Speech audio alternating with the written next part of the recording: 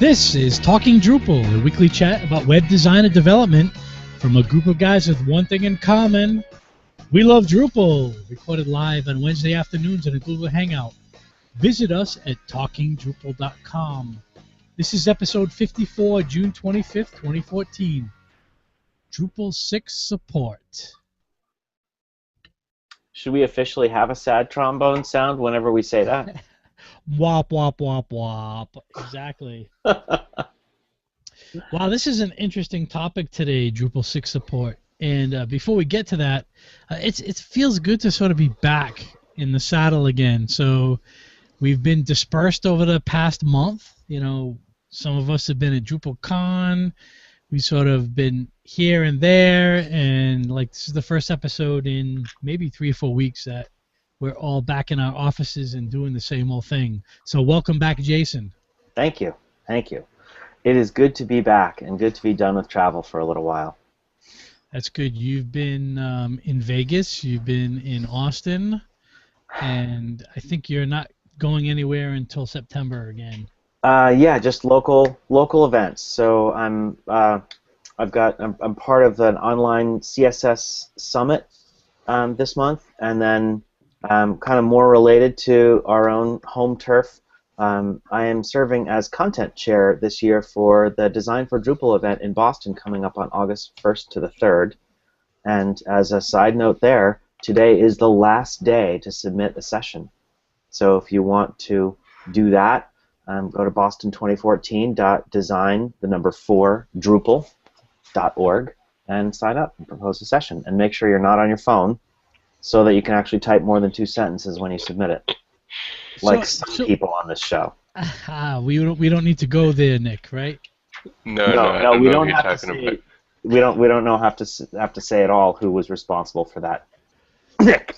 So there's something interesting about this conference that I just want to point out, and I'm not sure that anyone will hear this before the deadline comes, but they'll hear it after that. You've added a business day to the conference this year, which is really interesting. Can you just talk about that for us 1 second as to what that means? Well, okay. So in trying to decide a focus for the event, I mean, it's always been called Design for Drupal, but it's always been a little bit lax in what was allowed. And I really wanted to make this, because it's one of only 3 events in the world for Drupal that are solely focused on this, that what do you mean by this being design? I'm sorry, solely focused on design. So I've eliminated basically all the tracks except for everything design and front end and theming. And so we really wanted to focus on that. No module development, no server backend stuff. We really wanted to focus just on the theme layer on up, and really devote it to that. And I wanted it to be a great web design conference that happens to be focused on Drupal, not a Drupal camp that has a nominal nod to design. And so that's where the focus came in on Saturday's setup. But Todd Neinkirk from 4 Kitchens, John's representing there, is a really, really sharp guy. He's also been involved in the conference for a few years, and he also does a lot of talks similar to, in some ways, to some of the things that I talk about, or some things I work on with agencies that are really focused on the business owners and how to run a Drupal shop, how to run a shop in a more agile way, and we didn't want to leave that out because there's really no event focused on that either.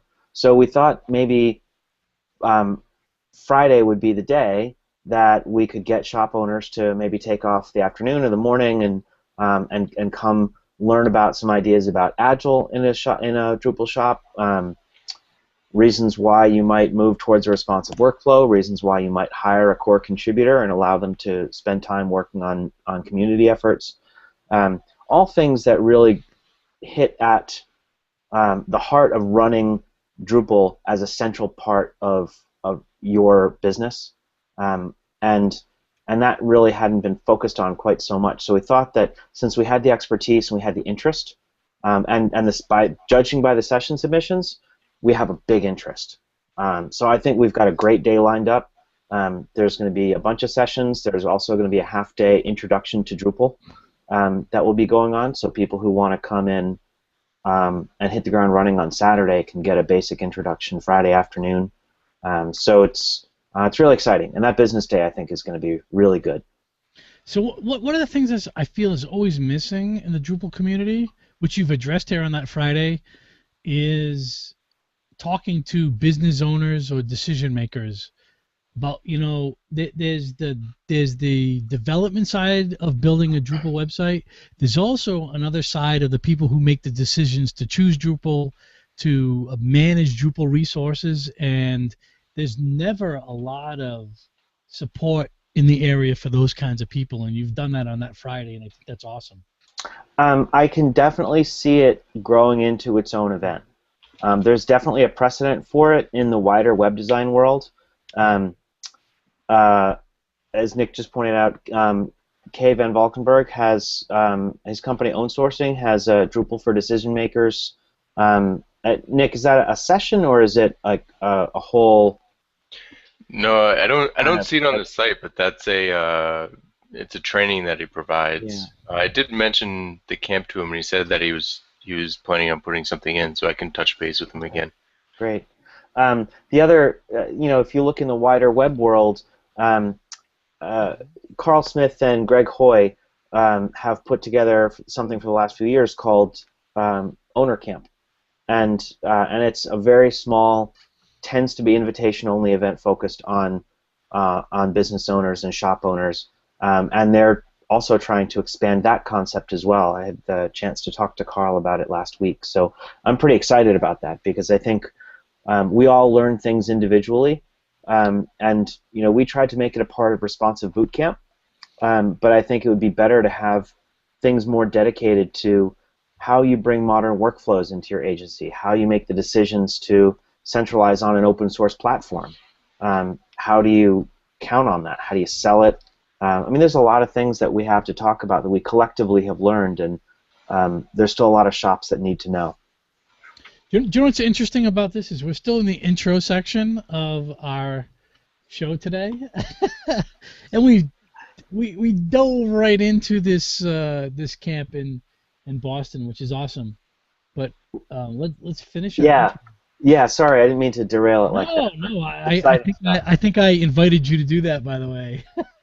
So let's go on to our next guest, who I believe is a speaker at Design for Drupal in Boston. Am I correct there, John? It is true. I got the email this morning. So John Picozzi from Oomph. Tell us about who you are, and actually, since we're on the topic, what will you be speaking about in Boston in August? So, I'm a Drupal developer at Oomph, and I will be co-presenting with our CTO about selling Drupal, being involved in the community, and the benefits that can have to the sales process, but also your business overall. So, should be an interesting talk. I haven't seen the schedule yet, but I'm assuming we're going to be on the Friday business day. Yes. I am bringing our CTO because he has a wealth of technical knowledge that is not just Drupal based. He's worked in a bunch of different systems, and as a multidisciplinary design digital agency, we work in WordPress and Drupal, and a lot of the times projects will come in and we'll lean towards Drupal more so than the other systems and other technologies we have available to us. So we're going to be talking a little bit about that as well. So John, what other technologies are you guys using? WordPress? Is there anything other than WordPress? We're doing a lot of JavaScript development too. Usually it's based in either Drupal or WordPress, but some of our other developers are working on JavaScript stuff as well. Interesting. And I can see that you're wearing is it a Four Kitchens t-shirt today? Shh, don't tell anybody. My marketing people will be upset. That's but okay. Yeah, I got this at DrupalCon, so I'm cool. Rocking the Four Kitchens shirt. I actually like the green color. So It works with your background there. But you know what? You can also tell your marketing people that nobody on Talking Drupal has received an oomph T-shirt, because I'm sure that we'd be happy to wear any of those if we had them. I'm sure that we can work something out. All right. So the T-shirts do exist, is what you're telling me? I have seen them. I think you have to. There's a rite of passage before you get one. Okay. I'd also like to say that Oomph is a sponsor of Design for Drupal, and we're actually happy to do that and support the community in that way. Yeah, it's going to be a good time. And if you're out there and you're thinking about going, don't think about it. Just go and buy your tickets. Yeah, every year it's been a really fantastic event. There'll be a few hundred people there, lots of great talks. Speakers from all over are coming in for it, and it's really one of the more striking places to hold it too. It's in the Stata Center on the MIT campus in Cambridge, Mass. All the dummies, the stupidest people in the country are hanging out at MIT in Cambridge. Well, at least on that weekend. It's too funny. Okay, we should maybe name this show Design for Drupal, but it is called Drupal 6. This episode is Drupal 6 support. And before we finish our introductions, we'll get to Nick Laughlin from Enlightened Design. How you doing? Not to beat a dead horse, but I'm definitely looking forward to Design for Drupal as well. Hopefully, I'll be able to update my submission so that the selecting committee has a little bit more than 2 half-written sentences to go on. Although I may just submit another one and delete that one later. I also think that the topic today is a good one. It's something that's really top of mind recently. I've gotten several new projects recently where it's just trying to get people out of a rat's mess of Drupal 6. So I'm looking forward to hearing what you guys think about the new support guidelines and what you guys do when you get a new Drupal 6 site. So let's jump right into this. And wait, who are you? I think there's an oxymoron there that says new Drupal 6 site, but let's jump right into the blog post that Dries put out on June 18th, I think, somewhere in the past week, which is about Drupal 6 support.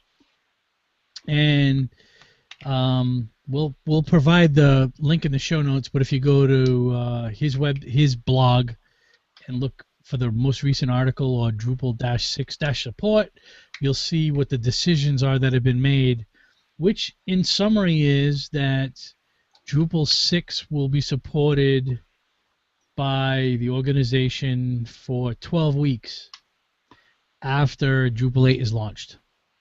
So let's start there. Well, how do you guys feel about that period of time? So we're talking about 3 months. I love to say 12 weeks because it sounds less to me. Maybe we could break that into days, but what do you guys think about? What do you guys think about supporting Drupal 6? Well, I think first you have to say that according to past practices, this is 90 days or 12 weeks or 3 months longer than it would have been supported previously. And by support, it's security patches and updates, and that's it. Frankly, I think most people are long past spending a lot of time supporting modules, but there are still plenty of security patches that are rolled out. So I think that's a good baseline to start from, is that it's more than it was before. But Greg Nattison had a good post in that thread that a year is simply not viable. The community doesn't have the time, or like the organization doesn't have the time or funds to support continuing development on a third version of Drupal for that amount of time. So making the commitment for 3 months, I think, was a pretty reasonable compromise. Yeah. I mean, my first exposure to it was the post on Drupal.org, not on Dries' blog, and I read through everything. And my feeling is that 3 months is both too long and too short. I mean, it would be, if we're going to do extended support, then you want 6 months a year. You know, it's a bit more significant, gives larger organizations time to upgrade. Uh, but as you said, Jason, that's not really feasible with the amount of staff that we have and the fact that most of it's volunteer work and the funding that we do have for some of the security team. So in that case, we should just stick with what we have. I mean, this feels like it's almost one of those, lose-lose situations. Like 3 months isn't really enough to spin up an update from Drupal 6 to Drupal 8, especially on a moderately complex site, because most of the modules won't be updated yet from Drupal 7 to Drupal 8. Nick, I think there's answers on both ends of that spectrum. One is they point out that there's already a migration path built into D8 core, even before it's in beta, to go from 6 to 8. And this is also 3 months from final full release. So as soon as we get into beta and then release candidate stage, there's no reason why, if now that there's a known horizon, that companies can't be planning for that in some way. But also, you got to recognize that it's not like it won't stop working. I tend to agree with Nick. I think that, whether it's 3 months or whatever, it's really just a stopgap measure. Why change the norm? Why give people that 3 months?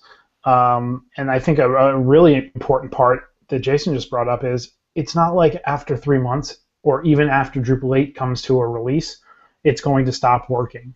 It will continue to work. It will continue to work the same way that it did, when the release came out.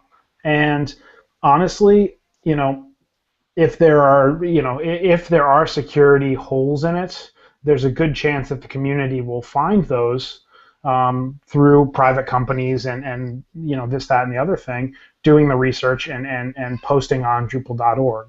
So I don't really think that giving people an extra 3 months is needed or really makes a lot of sense. Yeah.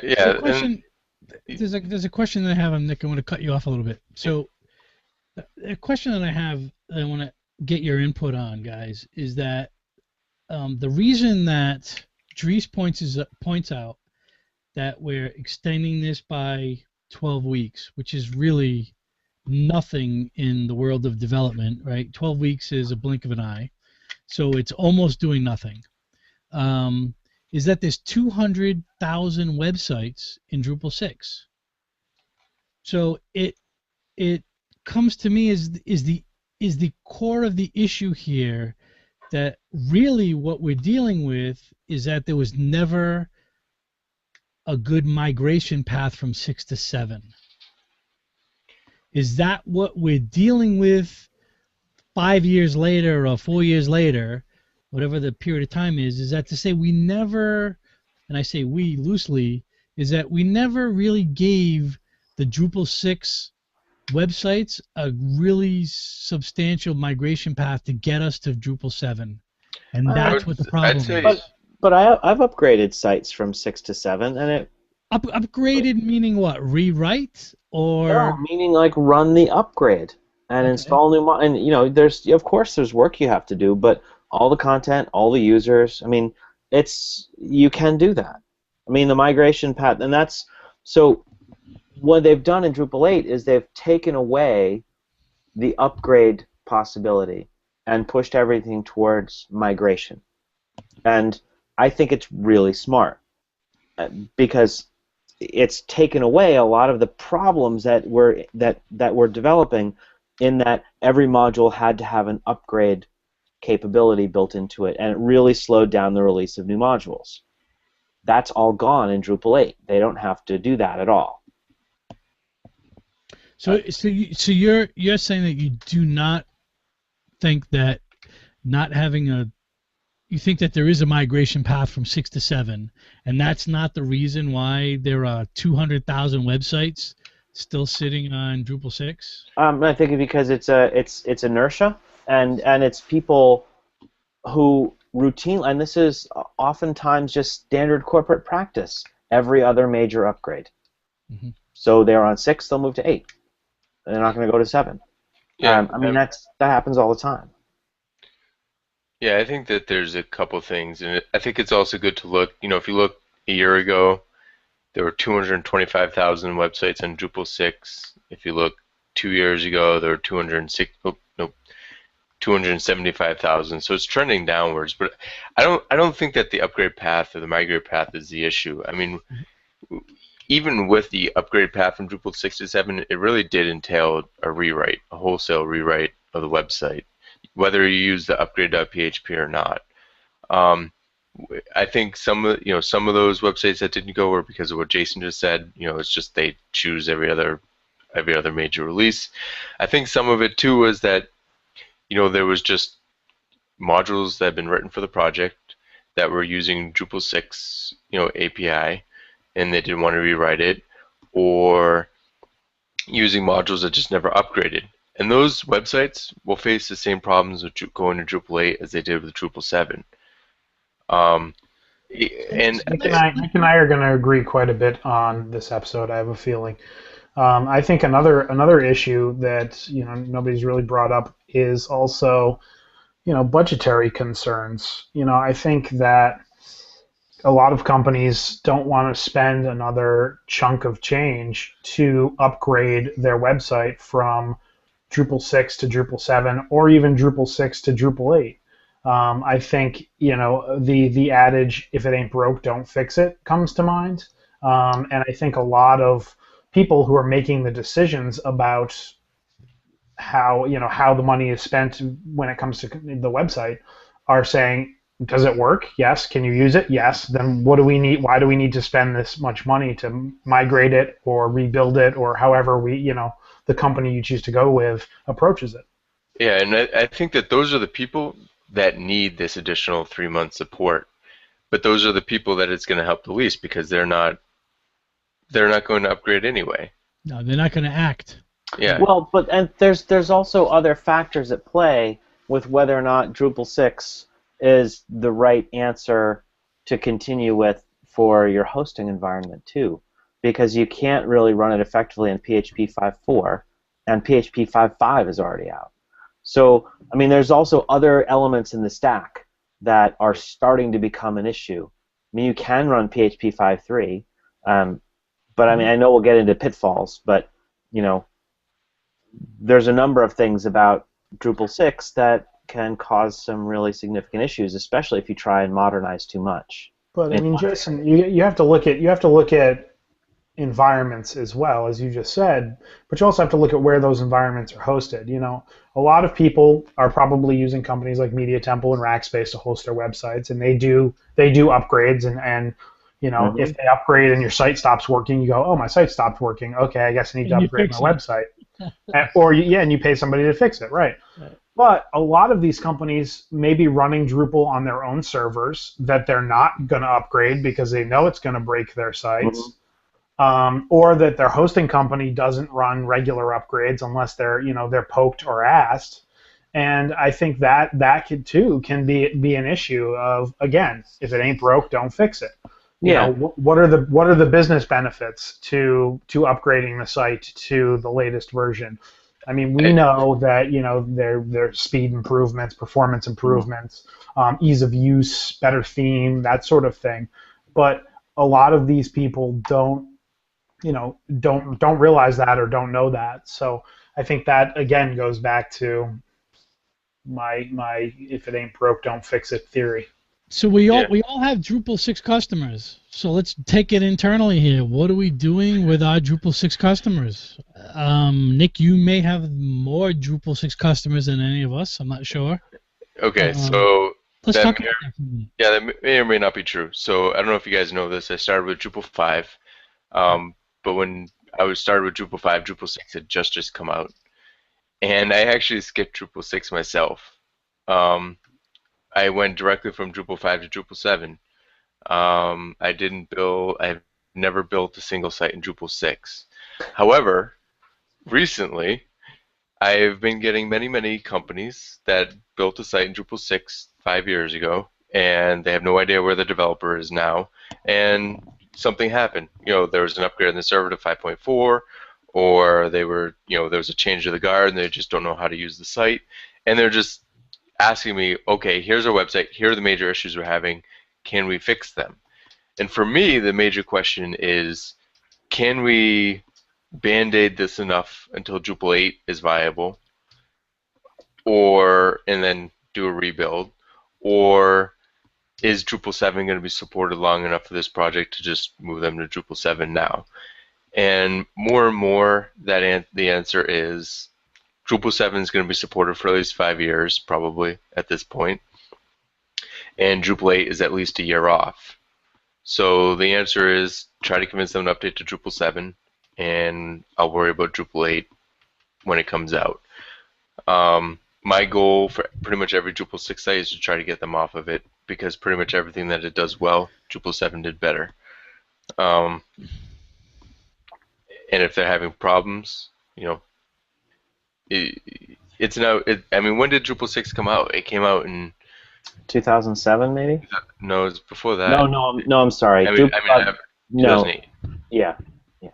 Yeah, I don't know why I thought 2008 was before 2007, but but you had your views sort order wrong. Yes, I think I did. So yeah, it's been out for 8 years. It's outdated. I think it's time to upgrade. And for me, upgrade means migrate, rebuild, and move. Because you never, unless it's a very simple site, you never get a one-to-one relationship between the modules and the functionality. You have to rebuild it in a new way. I agree with that, Nick. But if I'm a client right now, you're not really doing a hell of a job selling it to me. I'm still kind of like, if it ain't broke, don't fix it. And if there's a drinking game out there for that, you just have to take a drink. Like, how do you address that with your clients? How do you say, like, hey, this is how much it's going to cost, and this is why you need to do it? So the way I address that is, like I said, I've never built a Drupal 6 site, so everybody coming to me is coming to me because something is broken. So it's a very easy conversation for me. It is broke, John. Yeah, it's broken. It's really, the conversation really is, how broken is it? How critical is that piece that's broken? And whether or not they can deal with it if they can deal with it for 16 months, 18 months, then we can wait for Drupal 8. If it's mission critical and causing major problems or is a major headache, then it's time to start planning an upgrade to Drupal 7. So part of this feels like, to me, like a general cycle for customers. It says, listen, every 3 to 4 years, you're going to need to do some rebuild because technology changes, things change, and this feels like it falls into the same cycle as generally people rebuilding and redesigning websites, which is every 3 to 4 years. Yeah, so every time the World Cup happens, you should be rebuilding your website. So that's the milestone we need to work with, huh? Yes, World Cup. How many World Cups has your site seen? And well, actually, or pick your season Olympics. Yeah. Right. Okay. Yeah, right. true. All right. I prefer the Summer Olympic cycle, please. I'm also taken back to DrupalCon and a statement that Dries made in his keynote that said Drupal 8 is not ready. If you're looking at building a site now, rebuilding a site now, you're looking at Drupal 7. And you've talked to that point of the beginning of next year, beginning to middle of next year, maybe Drupal 8's ready to go and ready for you to rebuild your site. But I think really it's you can still support a Drupal 6 site. I don't think that it's a forced migration or it's an absolute necessity. As we said at the beginning of the show, I think if it's working and there are no major security vulnerabilities, you can keep going with that for the foreseeable future. Yeah, and I would argue that those are the people that benefit the most from this extension. They don't need to change anything. They don't want to change anything, but they want to make sure that they're still secure. I think that if it might be interesting to see if there's enough of them with large enough support behind them, if they'll start managing some community-sponsored security releases, because I think eventually Drupal will have to go that route. I mean, when Drupal 9 comes out and they drop support for Drupal 7, Drupal 7, I believe, at that point will have 1.5 million, 2 million websites, which is significantly more than what Drupal Yeah, but they've already 6 changed has. that. They've already changed that model, Nick. Drupal 7 support won't be going away at that point. Right. They're shifting to a 2 major version model. Yeah, So, that's true. but I mean, I get your point, certainly, and they actually bring that up in the blog post in some of the comments that there are already some companies that have talked about it, and it's likely that companies will step up because there's a market, and that's perfect. And in Drupal 6, even though it has some shortcomings when compared to Drupal 7, is nothing like Drupal 5 versus Drupal Right. 6. True. I mean, yeah. I mean, we built several dozen pretty modern, well marked up, responsive sites with a pretty good admin experience. All in Drupal 6, and they were running fine. The only one that I know of that is actually one of our customers now that it has a serious issue and needs to be upgraded is one that has some major performance issues because of a couple of these gotcha issues that we were going to talk about today. So I don't know if now is a good time, but let's go. Yeah, let's jump into them. Date fields. Actually, I forgot to get this one in the show notes, but there were two different kinds of date time fields. One stored a Unix timestamp, one stored a MySQL timestamp. The Unix timestamp introduces massive performance problems. I'm pretty sure that's the one. But the MySQL native datestamp format is fine. So the combination of that and PHP 5.3 and the Views 3 upgrade in Drupal 6, instead of sticking with Views 2 and semantic views, massive performance problems. In any database interaction, it's terrible. And there's no real simple fix because it involves so many different pieces. It was a massive screw-up that somebody updated the views module in the first place. That was the beginning of the trouble. But on the other hand, Views 3 is so much better than Views 2.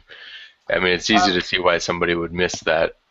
Well, yeah, it's better if you're working on a new site, but if you have an existing site with all the functionality already built out and you have semantic views running in there with great markup, there was nothing that was necessary for this. It was just someone not really researching the problem, and they applied an inappropriate fix without checking. And there was enough posted there online that they should have known better. Okay. Yeah, it's not an issue I've experienced, but I mean, it's a fairly specific mix of things, but I can't. I mean, it's agonizing. 15, 20 seconds to save a page or more. Sometimes 30 seconds. Yeah, I mean, it's and it's just the simplest stuff too. But it just affected things all across the board. Not fun. So, how many Drupal 6 customers does everybody have, and are there concerns to anybody? I have one. We have one Drupal 6 customer. I came on board with Drupal at the end of 6 and beginning of 7, so all of my work is in 7, other than one customer. I have just the two, and both have hired us to rebuild them in 7. I think I have 4. I'm exploring rebuilding at least 3 of them. So from this panel, John, unless you have anything to add, we're a very small sample of the 200,000 that are in Drupal 6. Yeah, I mean, I have 2 to 3, maybe even 4. One of them is a multi-site though, so I could be a bigger segment of the 200,000, but not that much bigger. Yeah, Drupal 7 is, it's been out long enough now that the majority of sites that I'm dealing with are Drupal 7, even the ones where people are trying to bring me on a fix. It's only been I think the first Drupal 6 site that I had to really look at to fix something was about 6 months ago, And since then, it's been like I've taken a look at maybe 5 or 6, and upgraded 1 or 2 of them. I think part of it is we're just reaching the point where, like you said, Stephen, we're at the end of that business cycle where people are starting to think. Recently, several really popular hosts pushed out upgrades to 5.4, and they did it without asking, or really notifying that much. Like HostGator just all of a sudden upgraded a bunch of servers to 5.4 and broke pretty much every view on every single. Actually, 5.4 breaks a lot more than just views on Drupal 6. So people are just starting to see the cracks in the foundation. The warning signs have probably been there for a while, but a lot of these people took the delivery of the website and then didn't keep contact with the developer, so they just didn't know what to look for. Nick, for your Drupal 6 sites, are you hosting them yourself with a lower PHP version, or how are you handling that? I am only hosting one myself, and for some reason it's actually working on 5.4. It'll work. You'll just get some error messages you need to press. Yeah, there's some weird stuff. I've had a pretty serious. It's funny because that particular client, the site was built by somebody else, and it was one of those clients where the site was ready to go except for like 3 pieces of content, and then they disappeared. Then I guess a year and a half later, they finally contacted the company and said, "Here's the content," but the company no longer did web development. So they passed that off to me. So the site's actually been live for like 6 months, but it's due for an upgrade already. But I had that conversation with them. I was like, look, even though you only launched 6 months ago, this site has technically been live for 2 or 3 years. In the world of technology, it's time for an upgrade. We'll have these issues, and it wasn't just I suppressed all the error messages, but some of the views don't sort correctly. A couple of things move around. It's not responsive. But that's just because responsive wasn't really a huge thing when it was built. It was just in its infancy. So they're ready to upgrade probably in another 3 months. So Nick, in the short term though, and I'm asking this because I've never tried, but wouldn't it be possible through Apache configuration to point a single site to a different PHP configuration? So yes, you usually can do that. However, Media Temple doesn't allow it. And the way their configuration is set up, they make it very, very difficult to do yourself. In a DV server, or? Yeah. Huh. Yeah, so like HostGator will just do it. Oh, actually, no, that's the thing. I just remembered. They're on a grid? There's something about keeping 5.2 and 5.3 together. There's a security issue with having them both. So you can have one or the other, but you can't have 2 and 3, or 2 and 4, 3 and 4? 2 and 3 at least. I don't know about more. I don't know when the last time you checked on that, but the latest version of Media Temple's Plesk installation does allow for multiple versions of PHP. It is a little bit temperamental to set up, but you can get it to run different versions of PHP. Well, and that's exactly the thing. The site is working. It's relatively simple. So do I want to mess with something as fundamental as PHP just to get this one site working 5% better? So, and like I said, I've had this conversation with them. Way easier to just hide the error messages and pretend they're not there. Yeah, and tell them that the reason why the blog sorts a little funny is because the site is 2.5 years old and it was built for a different system. Yeah. So while we're talking about conversion from 6 to 7 and 7 to 8, is anyone familiar with what we're going to be getting from 6 to 8 or 7 to 8? Are we in a better position as a community? So I've done. I can speak to a little bit about that as well. So I've actually done one upgrade using the upgrade path. The website was actually a Drupal 5 website. I upgraded it to Drupal 6 for all of 5 minutes, and then upgraded it from 6 to 7. Oh, you had a problem, didn't you? Actually, no. I ended up having. It was one of the first sites I built, so I had to rebuild every single view anyway. So let's talk about what you mean by migrate. So migrate is so um So, like when I say the word migrate, I'm assuming that there's something that takes me from A to B, and I'm not rewriting things. So, that's the default, I think, best scenario. So you just said that you migrated, but you had to rewrite a bunch of views. So what do you mean by migrate? so migrate in like the Drupal 8 term is more like feeds. You're taking external information and putting it in the new system blindly. Yep. Upgrade with Drupal is really just converting existing information to whatever it needs to be in the Data. new system. So it's the data structure. Yeah, exactly. Yeah. I don't know exactly how the migrate path is working. I know it's using the migrate module, and I've looked at using the migrate module in the past. And it's funny to me because WordPress, you can use migrate to bring stuff from WordPress to Drupal, no problem. Like it took me 30 seconds to install, put the password in, and I got 500 blog posts. But even the Drupal migrate stuff, you still have to write some custom code. So I'm curious to see if they've made that, more site builder friendly. I really have no idea what the interface looks like, but they're really, looking at it, there's no way to say like, this is the field in the first system, it's called date 1, and I want it to be called date 5 in the new system, and then just have it move it over. You have to, write hooks to have it pull information from one system to the other.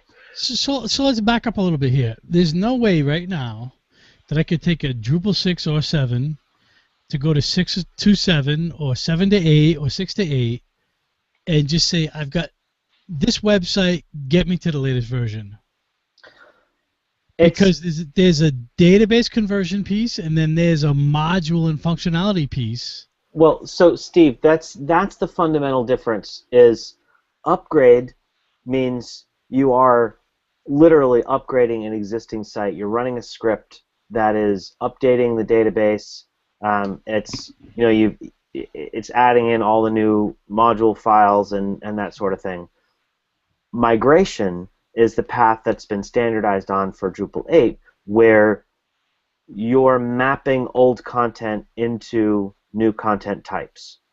So you're transferring content. And what I think is so significant about this is that... But you're not transferring functionality in any way. No. So just because you've transferred that, the customer name in version 7 maps to the customer name in version 8 doesn't mean anything about I can actually view that customer name on the website.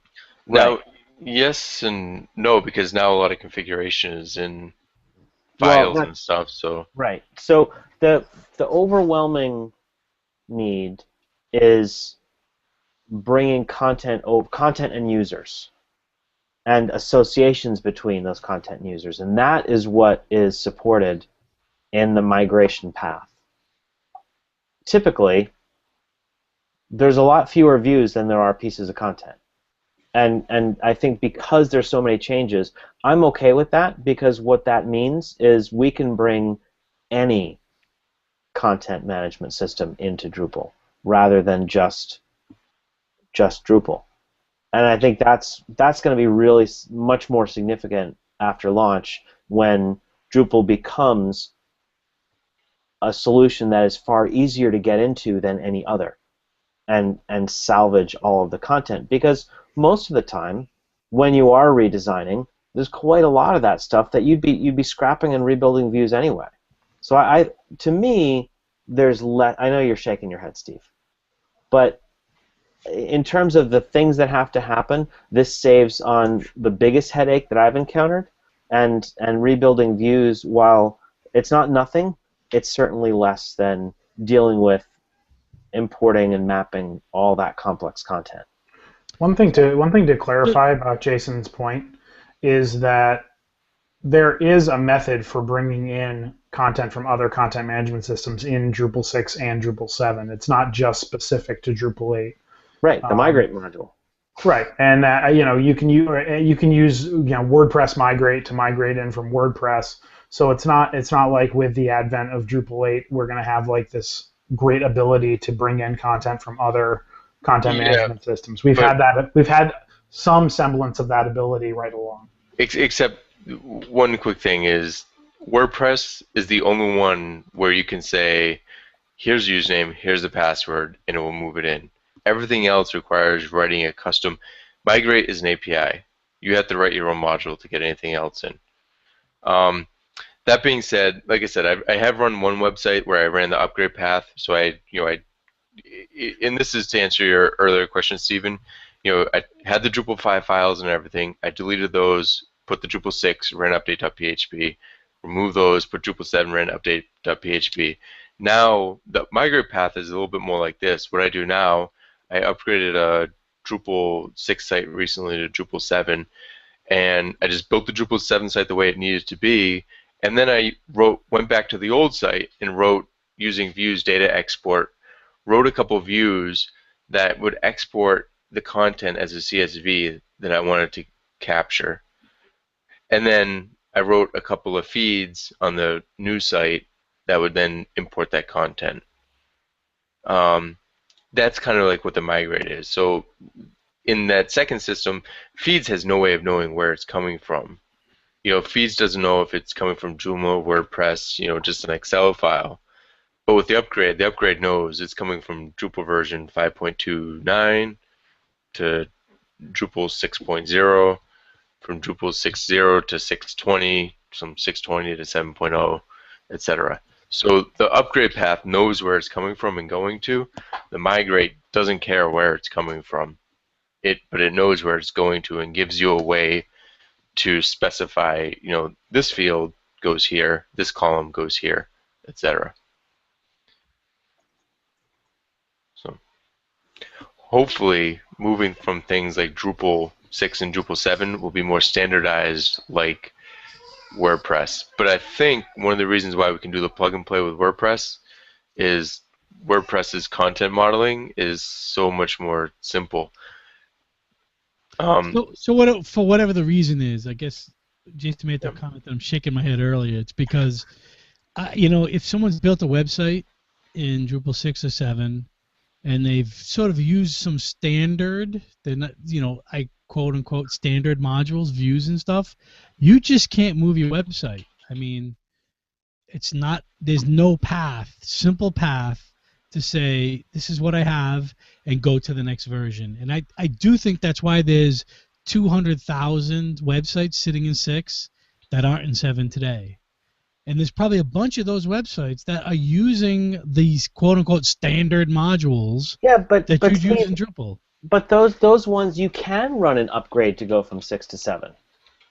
And your views will come with it, and your content will come with it. I mean, that's really? Yeah. Okay. Yeah. Right.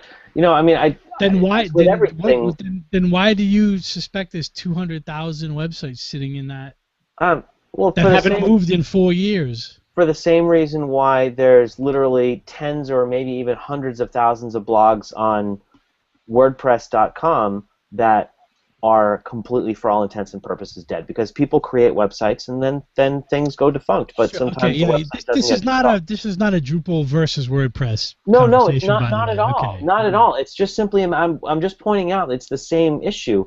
People build websites, and a lot of those 200,000 may not be doing anything at all anymore. They may simply then live why websites. are we extending this thing for 12 weeks? Because there are some sites where it matters. Okay. And I honestly, it gives people a more reasonable time of overlap too. I honestly have to side with Steve on this one. I think it's people look at it and say it is not easy. There is no push button solution for me to upgrade from Drupal 6 to Drupal 7, and I don't want to spend the amount of cash that it's going to take to hire somebody to migrate, rebuild, update, whatever. I don't want to pay that. I think that's more likely than there are 200,000 or even 50,000 Drupal 6 websites out there that have been abandoned and aren't being used. No one ever promised that either, by the way. Well, and no right? system does. Yeah, right. I mean, that's, I think that's, some people build a website and it stays live for 10 years and they never touch it.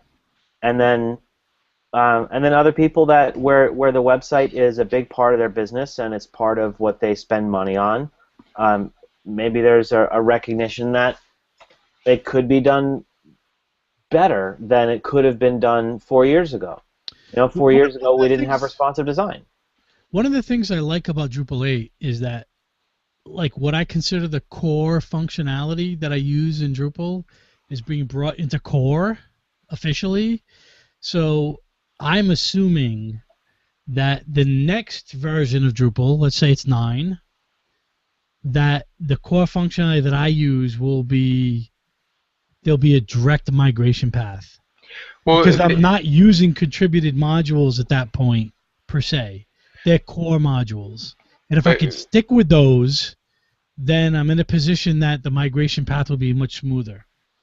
yeah, that's likely true. It will still be migrate, it won't be upgrade.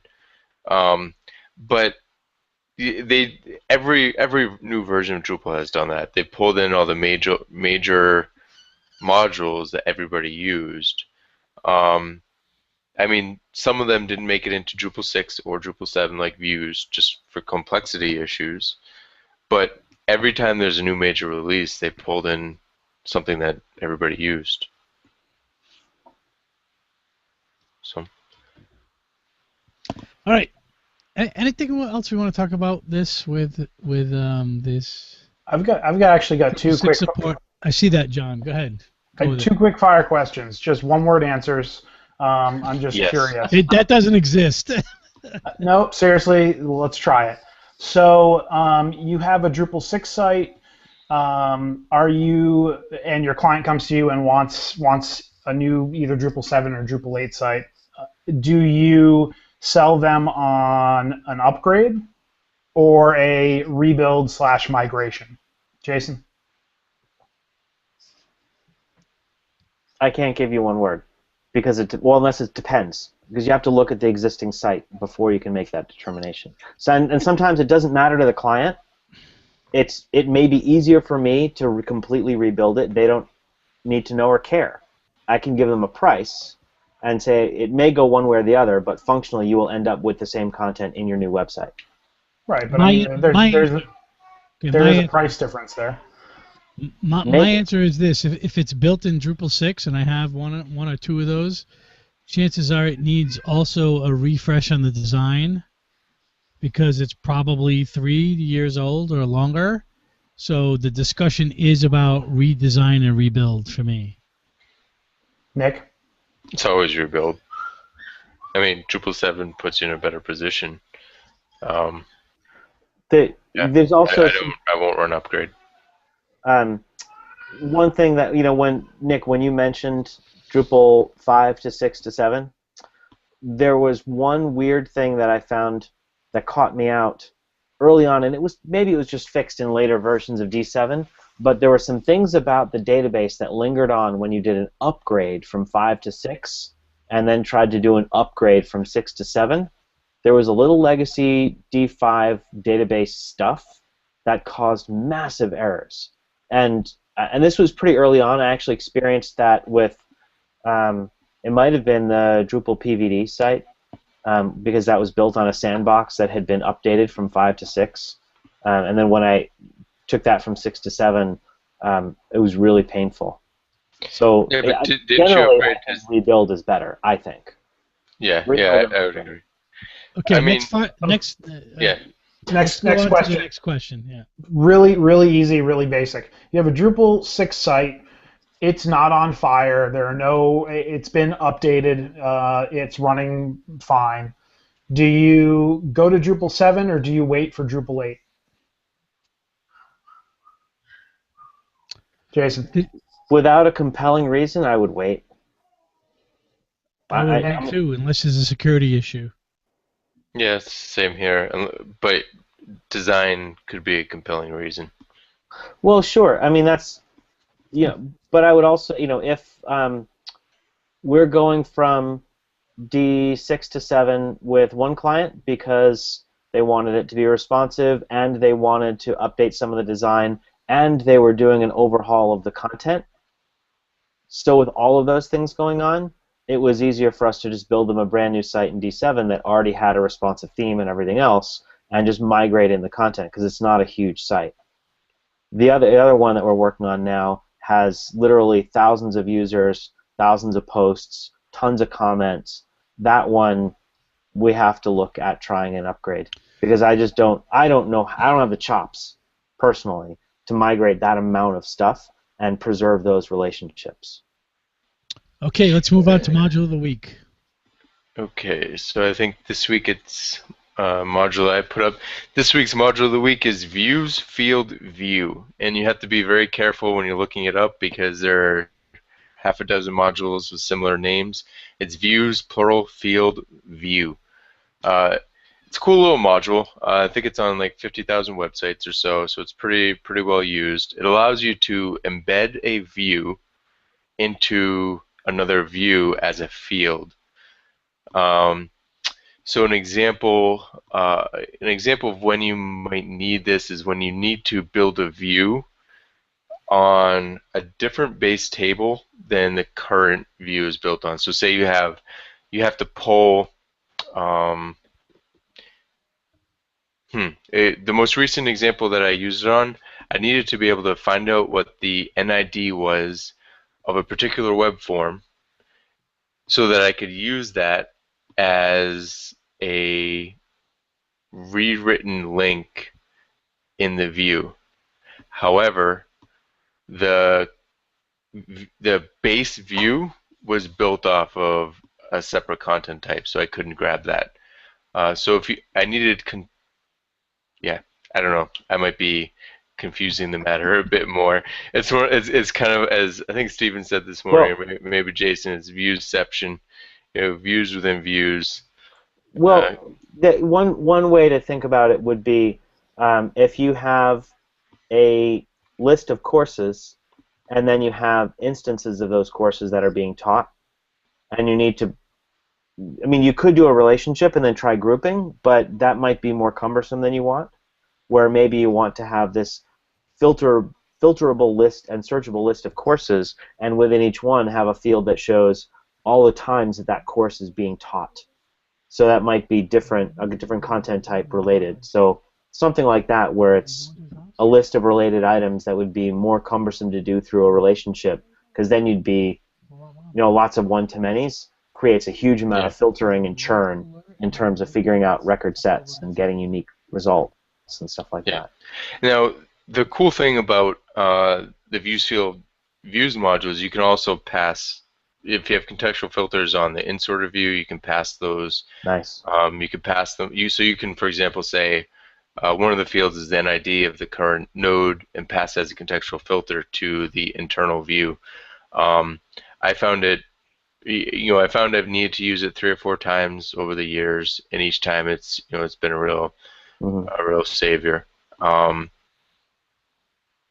think that may be going straight into a project we're working on right now. I'd be interested to hear how you use it, but then again, the big caveat here is I believe it's a huge performance problem. Yeah, well, I mean, I think with those, anytime you start to, I don't think it's really necessarily any better when you're doing complex view relationships. Yeah. It's kind of the same issue. Caching is your friend. Okay, let's close this episode. Has everyone got everything off their chest? Hardly, but at least for now. It's hard to keep this under control sometimes, which is fine. So, let's talk about things that, let's close out. So, Jason, where can people find you online? You can find me at jpomentel, pretty much everywhere. You can find me around Turner Reservoir in the morning, and you can find work online at hwdesignco.com. And don't forget, buy my book on responsive typography if you really want to learn lots more about it. Or don't buy it if you don't actually want to learn about it, which is okay too. That's great. Okay, how about you, John? You can find me on all the major social networks at John Picozzi. You can find me in August at Design for Drupal, and you can find me always on at umthink.com. Awesome. How about you, Nick? You can find me at NixFan pretty much everywhere. This weekend, you can find me celebrating my 29th birthday and watching the Colombian World Cup game on Saturday. Nice. So excellent. Should be good. And what's scaring me right now is that I just, while you were celebrating your 29th birthday, I just celebrated my 24th wedding anniversary yesterday. So Congratulations. Congratulations. So I thank my wife Erica for putting up with all of what I am for the past 24 years, and I hope to thank her next year with a nice trip somewhere. So we'll see. So thanks everyone for coming. I'm Stephen Cross at StephenCross.com with a at Stephen Cross on Twitter with a PH. Thank you. Or parallaxinfotech.com. And it was good to sort of get back in touch with everyone in our home offices this week, and we'll talk to you soon. Cheers. Take care, guys. See you.